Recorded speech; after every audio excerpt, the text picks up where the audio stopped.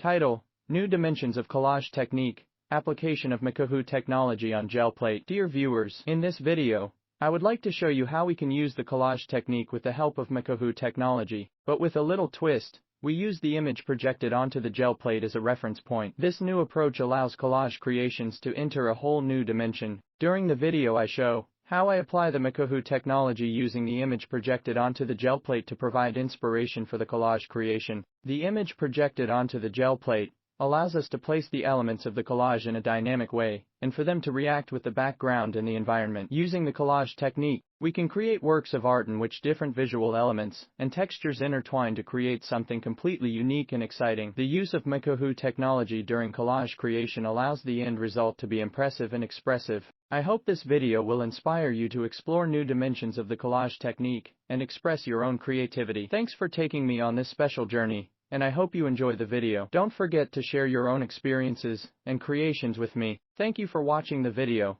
and I wish everyone a pleasant viewing and inspiring moments in the world of collage creation. Best regards, Tiber Hunka.